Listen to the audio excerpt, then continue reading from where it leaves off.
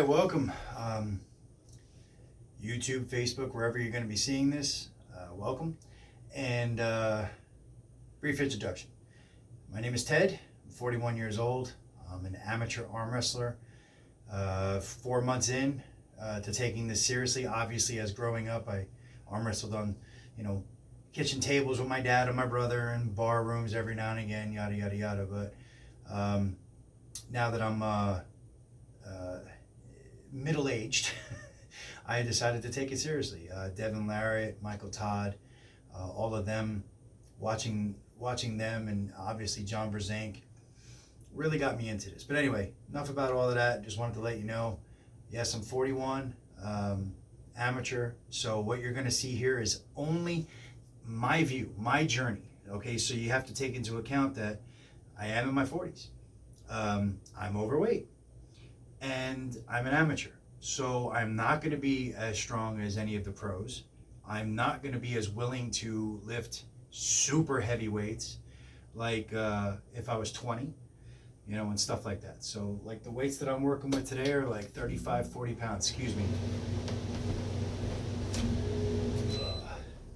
Forgot to shut off the AC. It's so loud during the videos, and it only seems to kick on during the videos. But anyway, I wanted to show you today what I do for like a normal hook style training.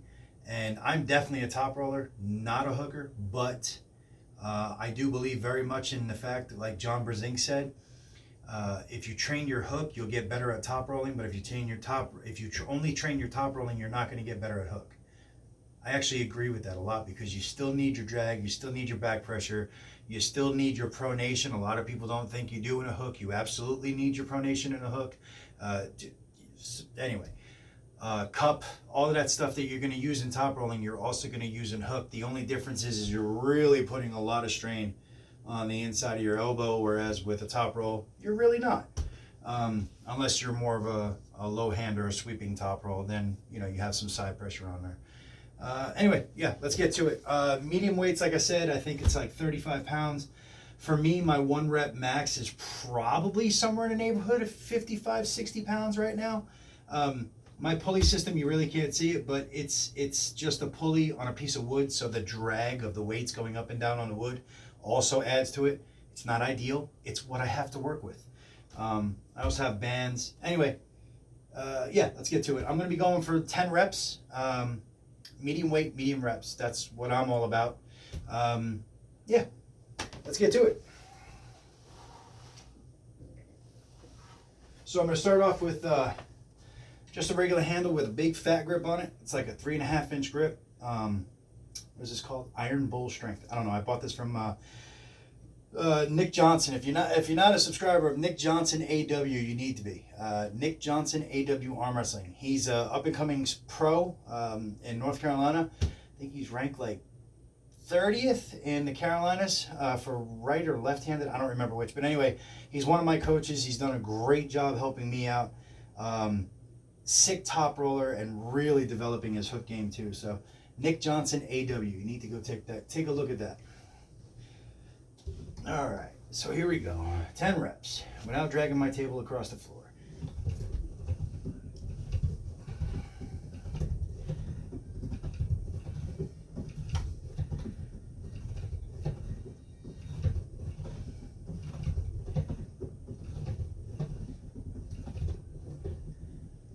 Now, the whole time, I don't know if you saw it or not, but I was maintaining my cup. Never want to let your cup go. That's what's awesome about these handles.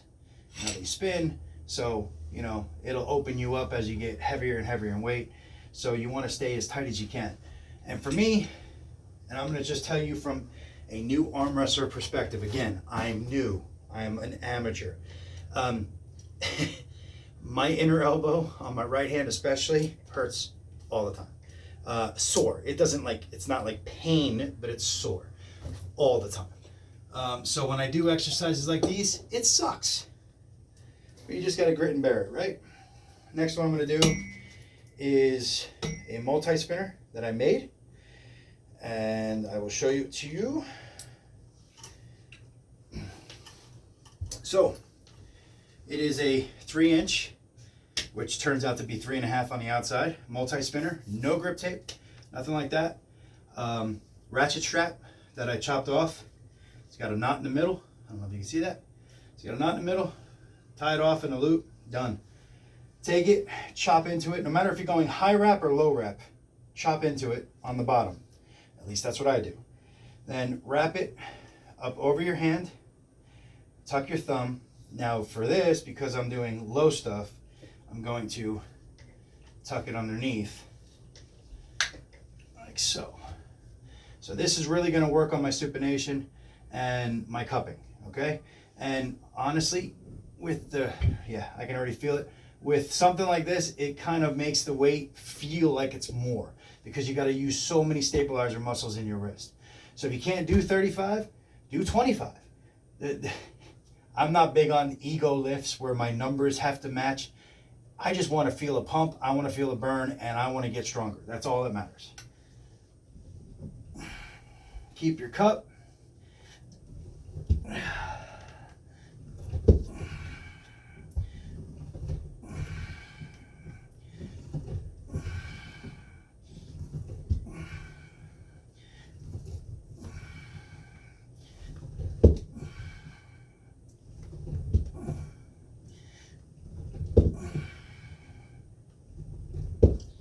There you go.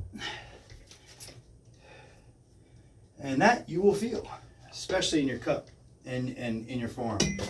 And normally I do 2 to 3 sets of all of this. I'm just showing you guys what I do. One set. I was supposed to be going to regionals. Just didn't work out. Like I said, well, I didn't say, but you know, I'm married. I have children. Quite a few children. And sometimes it just doesn't work out. Wasn't in the cards. So I'll miss it this time. I'll get it next time.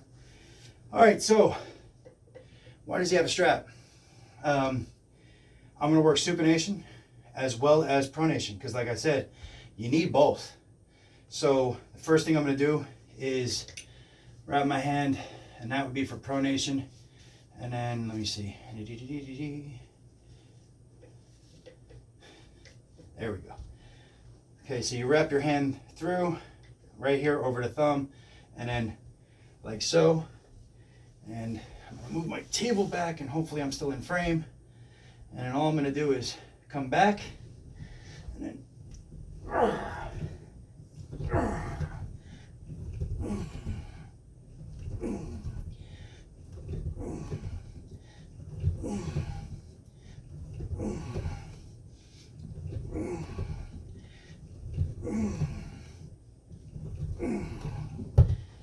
so that really works in here. Like, I mean, my elbow is talking to me, especially when you straighten them out right in here. You feel it.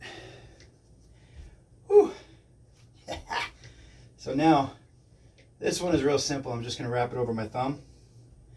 And probably going to end up having to shorten this up so that I can stay in frame. First world problems.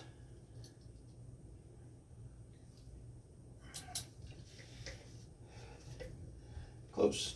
All right. Just going to check to see if I'm still in frame or not. Yeah, okay. And in case you're wondering why I'm not working my left, because I do. I work my left. Number one, I'm definitely a righty. Number two is my left wrist right now is very, very sore, and I'm going to let that heal up a little bit. That's definitely my weak spot on my left. Whereas my inner elbow is my weak spot on my right. All right, so pronation. Start with your palm facing you and just lean into it and twist.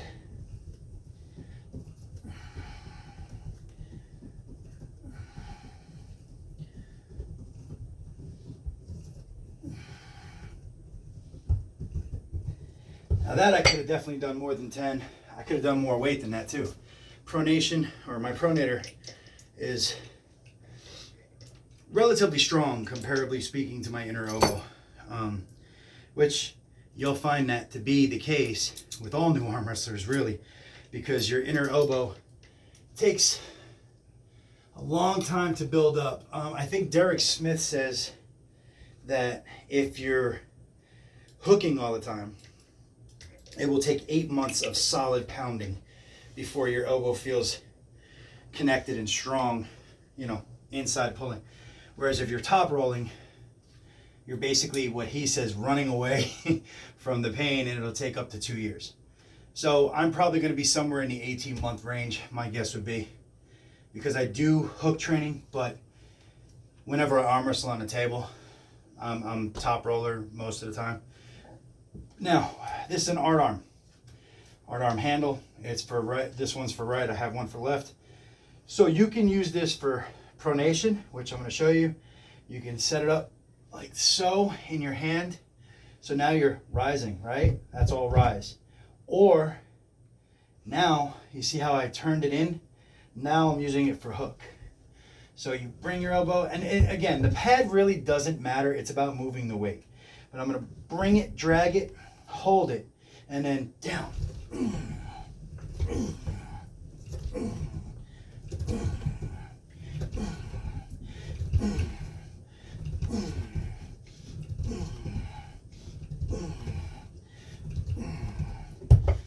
All right. So that is what I do for hook training. I got a good pump going. And like I said, I would normally do 2 more sets of that. I would probably even drop the weight down a little bit or lower the reps, one or the other. Hope you found something useful out of that. Like I said, I am an amateur.